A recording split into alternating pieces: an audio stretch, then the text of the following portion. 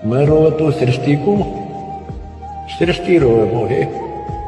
गरीबदास इसी वियोग को सुन नहीं सकता। परमेश्वर कबीर देव जी का इतना ही कहना था कि तुम जो साधना कर रहे हो ये सतलोक जान की नहीं, मोक्ष पाने की नहीं, जन्म मृत्यु समाप्त होने की नहीं, नहीं तुम्हारे पाप कट सकते इससे, और तुम्हारे प्रारब्ध के दुख का भी निवारण नहीं हो सकता। मैं जो साधना बताने आया हूं ये साधना कीजिए, तुम्हें यहां भी सुख होगा, सतलोक में भी सुख होगा। अब इन्हीं नकली गुरुओं के बनाए हुए ये भूत या किलकी मारन लाग रहे, ये दुर्गति करवा दी नकली गुरुओं ने, ब्रैन माटी करवा दी, वो आप भी दुखी और औरों को भी तंग करते हैं। और यहाँ आने के बाद इनका बक्कल उतरा है भूतों का परमात्मा के दरबार में। अब ये रोते हैं फिर भागते हैं। अब इनको पता भी लगता है कि तुम्हारे साथ बूंदी बन गई, बुरी बन गई, लेकिन ये सभी आत्माएं उसी एक ही परमात्मा की हैं। इनका भी उद्धार होगा और आपका तो होगा ही होगा। ऐसे बहुत से प्रमाण हैं, क्योंकि जो अच्छी आत्माएं हैं वो भी मृत्यु को प्राप्त हो चुके हैं, वो भूत बन गए, उनका स्वभाव अब भी अच्छा है प्रेत बनने के बाद भी, और फिर वो अपने ही परिवार के घर में आते हैं। ऐसे बहुत से प्रमाण हैं जो अपने इस ज्ञान को समझकर वो भूतों ने, उन प्रेतों ने अपने ही परिवार के जनों से कहा कि आप वहां जाओ, बरवाला आश्रम हरियाणा में, वहां तुम्हारा कल्याण होगा। तो पुण्यात्मा, ये प्रेत जो भूत बने हुए ये भी वही आत्मा है परमात्मा की।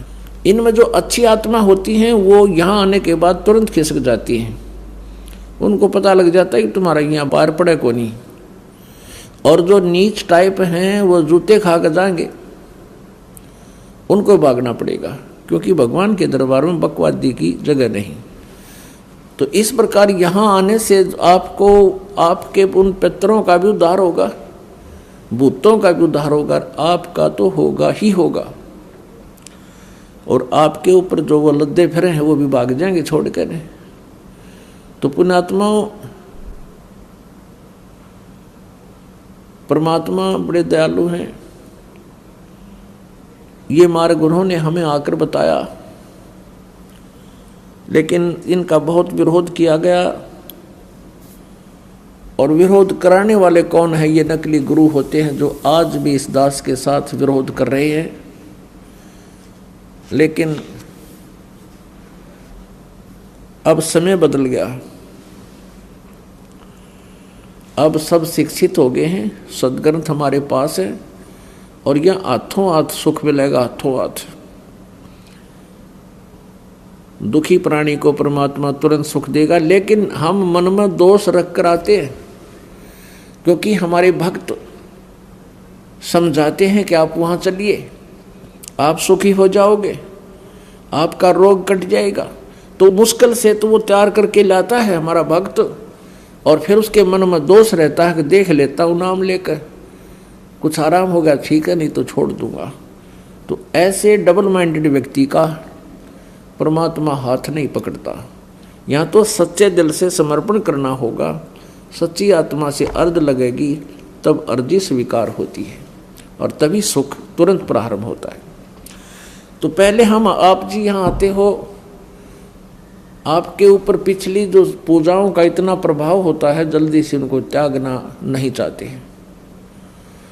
और यहाँ आकर नाम उपदेश लेने के बाद आप जी ने आन उपासना भूल के भी नहीं करनी, ना ही कोई नियम भंग करना। तो देखना कैसे लाभ हो, लाखों लोगों को सुख हो गया।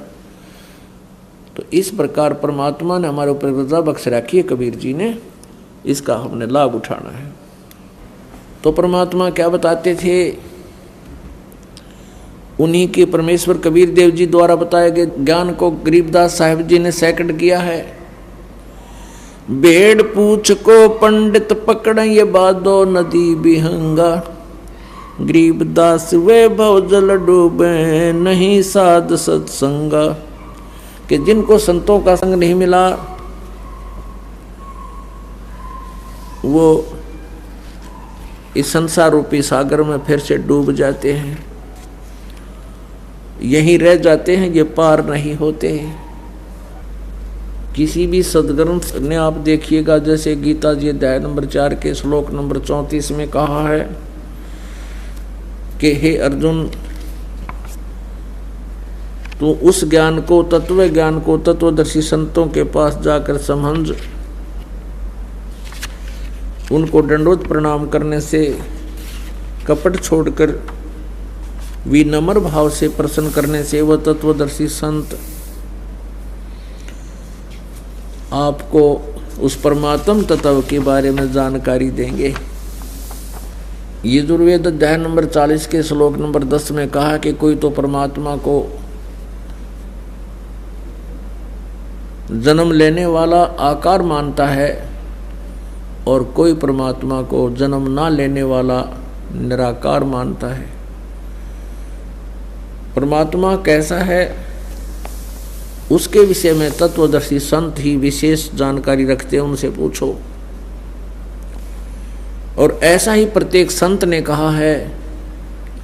जैसे अभी आपने सुना कि भेड़ पूछ को पंडित पकड़े, भादो नदी बिहंगा, गरीबदास व भवजल डूबे नहीं साध सत्संगा।